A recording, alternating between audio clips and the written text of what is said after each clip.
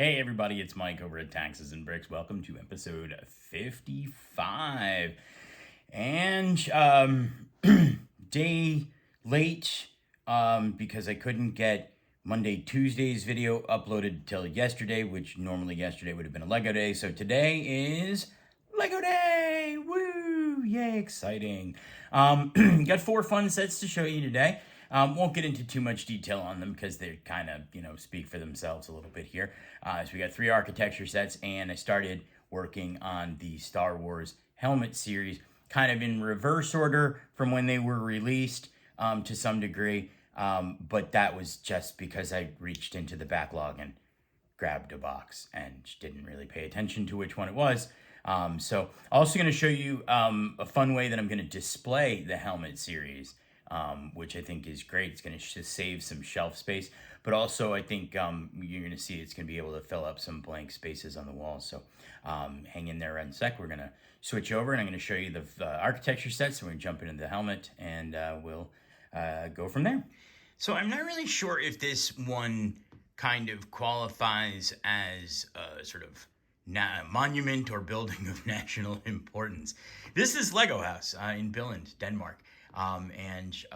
Hey, listen, if you're Lego and you're doing, sets of architectural nature, why not crank out a set that looks like your headquarters? Woohoo! So kind of funsies. It's not really functional in the sense that it's, kind of not modular or whatever, but, and forgive me, I'm holding the camera, so the camera's a little bit shaky here, but you can pull off some of these sections here and you can kind of look inside and they have sort of a mock-up of a courtyard, which I believe is what it looks like on the inside. There's also, I think, a stairway in the inside. I've seen some live pictures of the actual headquarters, never been there. But this is a pretty good representation in, small abstract Lego bricks, I guess, which is great. So kind of fun, lots of colors, which is bright colors, which is rare for the architecture sets. Most of the time you've got, beige and browns and tans and sort of, kind of steel grays and blues and blacks and whites, things like that. But, you've got some colors because that actually, if you ever Google a picture of what the Lego house looks like in Billund, this is basically what it looks like. The big decks that are colorful and painted, supposed to kind of represent the various colors of Lego bricks. So very kind of interesting stuff there. I hope one day to get there to see it in person. Maybe not. Got to convince the boss.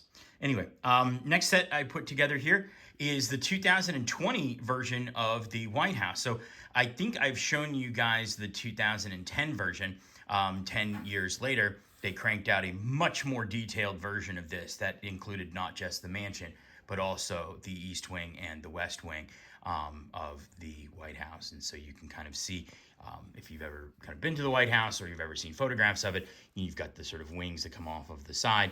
You've got the executive mansion where the first family lives, with the front and rear porticos. I guess, you've got sort of representatives of driveways here with the gray, whatnot. This is really more for sort of ceremonial purposes from what I understand. But if you are conducting business with the White House, you come in either the East or the West Wing into their little driveways here. Got a little round room here. Not sure what goes on behind that round oval wall there, but I'm sure it's something important. I mean, it's the White House. What are you going to do? Cool little representation for the fountain. I, was kind of curious before I kind of got into this set how they were going to deal with that, and then whatnot. I would like to think that these are the solar panels, but they're probably not. They're probably just skylights, but anyway, whatever. We'll just say that they're solar panels. Woo! Go green, White House, yay.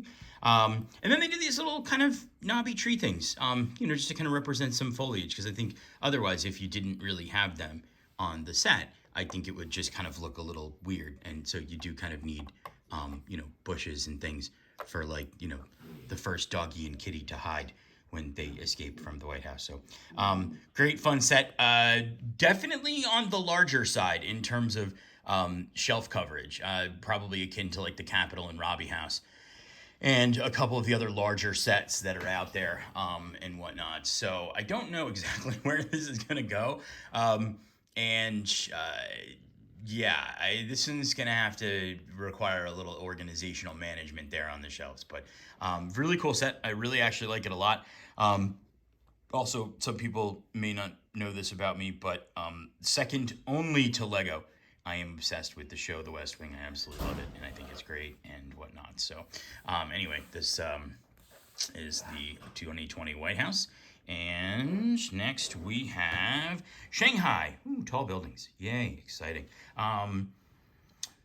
Another one of their Skyline series sets, and I've shown a couple of those before, and I've got a few more that I need to put together. I have Paris and Dubai and I think Singapore left to put together, and those should be put together soon. I think, forgetting all the buildings and things like that for a moment, this really was probably one of the most interesting building techniques I've ever taken part in, because you build it and you drop these little sort of plates down onto rods, and the thing gets built up straight. And then what it does is periodically throughout the course of the build, as you're getting to sort of a certain point, you twist and then you drop another one on to lock in the twist. So this is actually really a squared off building. And in order to get it to look like the sort of twisted design in real life, you kind of twist it as you're building it and then drop one on to lock the twist in. Super interesting. Never done that before, and that's really kind of great. So there you have it. You've got 3 architecture sets to add to the collection here. Lego House, the 2020 White House, and you've got Shanghai Skyline series. Hang in there for just a second. We're going to switch over and I'm going to show you the first of the Lego helmets, or these Star Wars helmets that I put together. All right, so to start off our Star Wars helmet series, I just kind of grabbed the Luke Skywalker Red 5 helmet. You'll notice this from the movies when Luke Skywalker is flying his X-Wing, which we have up there. Look at that. There's his X-Wing. And there's his helmet. Interesting build. I don't love building the helmets. I like the result. I think that they make really good display pieces. Also, I think when I first saw this a bunch of months ago when they released the photographs, I was a little skeptical as to how I would like it, mainly with respect to the visor, because not that I'm a purist, and I recognize that there are some constraints with Lego, because you're talking, bricks and studs and interlocking pieces, and they're molding this stuff from plastic. But if you ever look at the movie, it's not 2 pieces in his visor, it's 1. And I know that's being picky, but I just kind of looked at it and was like, oh, it looks like he's wearing, like eyeglasses, or the person who's putting this on be wearing eyeglasses. But actually, the visor looks good. I do like it. I mean, it's great. And I think that they did really great with the chin strap and the sort of little microphone that you're talking to. I think the interesting part about it is if you kind of look on the inside, you can see they have almost these like kind of earmuff things. Like if you were wearing a helmet, there would be these parts that go over your, your ears, so that you can either hear other people communicating with you, or so that the helmet fits and is more comfortable. So there's a level of realism here. I will say that one of the things that kind of irks me sometimes about these helmets, and we've done 2 before. I did the Batman cowls, the 1989 Batman cowl, and then the original Batman cowl from the original 1960s series. They have an awful lot of exposed studs, which, I don't know. I'm of mixed sort of minds on this, because I get that this is a good indication that it's a Lego set. And as anybody looking at it goes, oh, you built that out of Lego. But I don't know. I mean, to me, you could probably have a few less studs. I mean, they can probably figure out a way. They did it here, with the sort of the outer ear pieces and whatnot, and some of the things. You could probably figure out a way to cover up a couple more of these studs to make it a little bit more rounded. I mean, there's this kind of jagged edge here, and the helmet would probably be more rounded, kind of like this sort of center stripe and whatnot. But anyway, I really do like this set a lot, and despite some of my little sort of weird issues with it, and I think it's going to make a really good addition to the collection. But I've decided that getting shelf space is always a premium. I actually purchased some 3D printed wall mounts for these sets. So basically, here's kind of how it works. I'm going to try and get the tripod to set up here so it doesn't do whatever. So basically, this piece, you can see it, mounts to the wall here, okay? And then these were custom done by a 3D printer in the UK. I'm going to try and do this without breaking the set.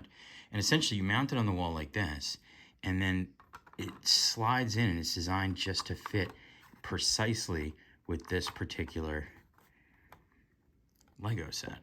And they weren't expensive, and they were a handful of dollars a piece. And the shipping was actually more expensive than the whole set. And so when it sits up on the wall, it just sits out like this. Okay, and I've got a bunch of them because they're going to keep presumably cranking out helmets. And so I've got a bunch of them. And actually, what I think I'm probably going to do is we'll kind of get up here and walk a little bit. Forgive the shakiness. You know, I've already mounted the Batwing, the 89 Batwing on the wall. So I was thinking over here, oops, you can see me, you know, to the left of the television, you know, kind of putting them back over here and just kind of running them all the way up the wall, or maybe even just in a row along the television there. Oops, bumped into the courthouse there, the town hall. So anyway, I don't know, just kind of thoughts about where I might put them. I had also thought about maybe, since this is kind of a weird spot, maybe kind of putting them up against this thing going down, and I've got another one over there, so I could do them. I can just move my little books and things like that. So yeah, kind of thinking about it, and you know, trying to figure out exactly where I want to put these things in the, oops, slashing around everything here. So yeah, so there you have it. You've got Luke Skywalker's Red 5 helmet.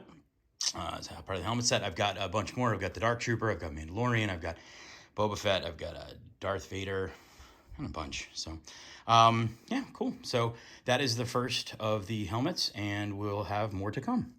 All right, well, thanks for watching. I hope you enjoyed those 4 Lego sets.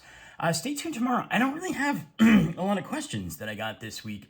There's been sort of a lull in the questions, so I'm kind of looking back. I got one that came in, and it was about charitable remainder trusts. We've already talked a little bit about those, so I don't know that I'm going to throw that one out there again. I got another question about leasing versus purchasing an automobile, which is kind of interesting, but really only if you're a self-employed person or a small business owner who uses a car for work. So I'm thinking about, you know, how to maybe modify those questions a little bit, and then look back and see if there were other questions that I got during the tax season or the last couple months that I didn't address in a Friday mailbag. So stay tuned. I'll have something for tomorrow.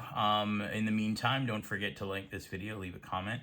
I read and reply to all of them. Like and subscribe and share our content with your friends. And until I see you the next time, have a great day.